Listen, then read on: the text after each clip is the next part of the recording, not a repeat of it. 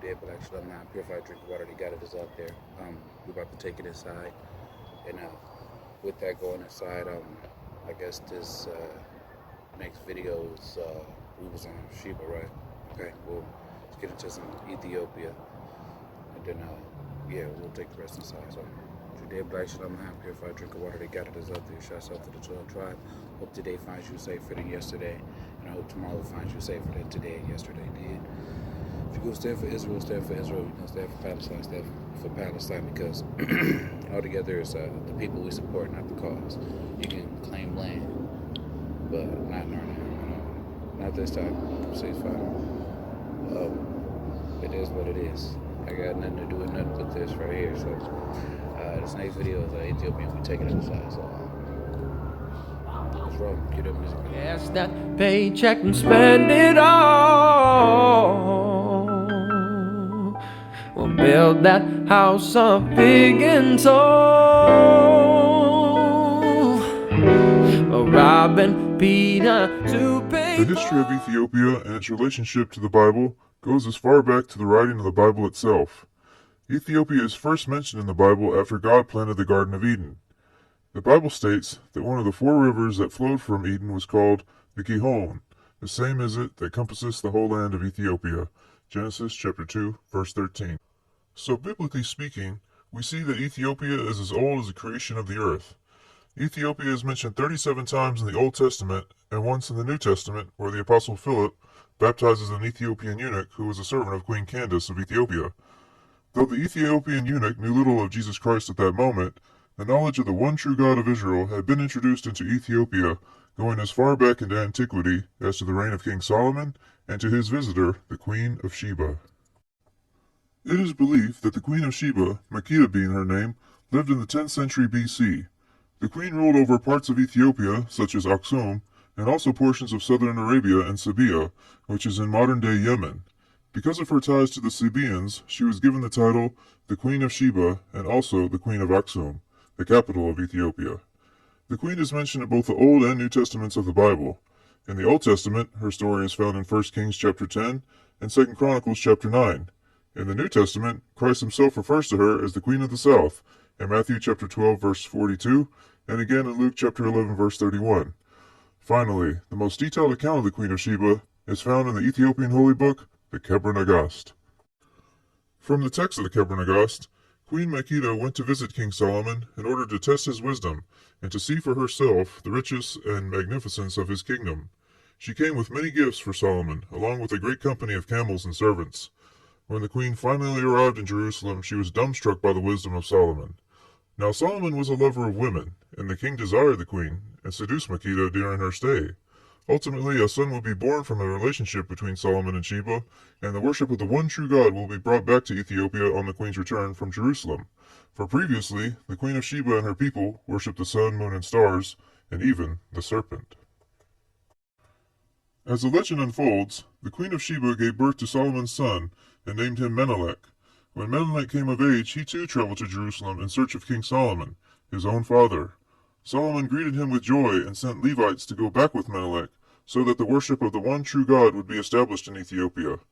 Unfortunately, many of the nobles of Israel were saddened that they would have to leave Jerusalem and the temple that housed the Ark of the Covenant. So Azariah, the son of Zadok the priest, made a replica of the Ark and exchanged it for the true Ark which was in the Holy of Holies. As events transpired, the Ark of the Covenant ended up in Ethiopia and is believed to reside there to this very day in the holy city of Aksum in the Church of St. Mary of Zion. Returning to the Bible, we see that Ethiopia is included within the writings of the prophets and is also found in the Psalms of King David. For example, the prophet Jeremiah was released from his imprisonment in a miry pit through the efforts of an Ethiopian eunuch named Ebed-Melech. See Jeremiah chapter 38. The Lord, speaking through prophet Amos, said, Are ye not as the children of the Ethiopians unto me, O children of Israel? Amos chapter 9 verse 7. And most famously, Ethiopia is mentioned in Psalms chapter 68 verse 31, where it states that Ethiopia shall soon stretch forth her hands unto God. This Old Testament prophecy concerning Ethiopia was partially fulfilled during the birth of Jesus Christ. For tradition holds that one of the 3 wise men that came to visit and pay homage to the infant Christ was a king of Ethiopia. The introduction of Christianity into Ethiopia was first made by the eunuch of Queen Candace, but it would be during the reign of King Ezana a couple of centuries afterwards that Christianity would take hold. King Ezana, who ruled from 320 to 356 AD, was the first African king who became Christian and made Christianity the official religion of his empire. Though the Ethiopian king Ezana adopted Christianity, the credit of bringing the faith of Jesus to the kingdom of Aksum goes to Saint Frumentius, a Syro-Phoenician Greek born in Tyre. Frumentius traveled to Alexandria, Egypt, where he appealed to have a bishop appointed and missionary priests sent forth to Aksum. Soon afterwards, he was appointed bishop and established the church in Ethiopia and converted many local people, including the king. Over the course of a couple centuries, Christian Ethiopia relatively flourished, but by the 8th century, the Aksumite kingdom had lost its holdings in southern Arabia. The reason being was that of the aggressive Muslims who at this time occupied the Ethiopian coast. As a result of the hostilities of the Muslims, Christian Ethiopia became isolated from the rest of the world. Due to being cut off from other Christian nations, the Aksumite Empire had no other choice than to establish ties with Islam. However, even though the Ethiopian king Arma granted Muslim refugees asylum in Ethiopia, and even after Muhammad himself told his followers to maintain a positive relationship with Ethiopia, the Muslims still attempted to eliminate Christianity in Ethiopia and from off the face of the earth. The decline of Aksum was followed by a new dynasty known as the Zagwe. The Zagwe period lasted from about 1137 to 1270 AD. The best known of the Zagwe rulers was King Lalibela, who famously carved a network of churches out of solid rock. Lalibela's life is legendary. As the story goes, when Lalibela was an infant, a swarm of bees hovered above his crib. Upon seeing this spectacle, his mother took it as a sign that her son would grow up to be a great man.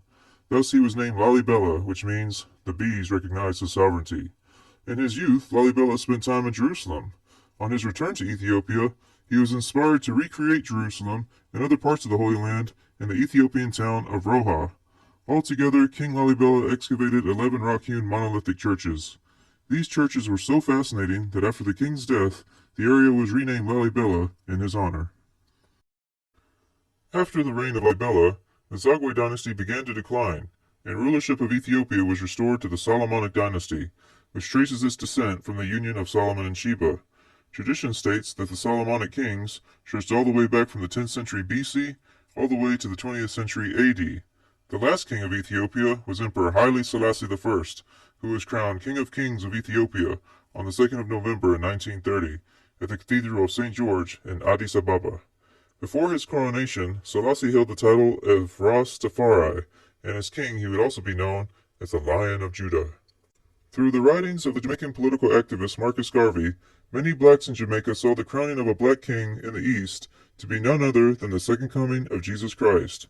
However, in 1974, Ethiopia experienced a revolution, and a Marxist regime called the Derg arrested Selassie on the 12th of September.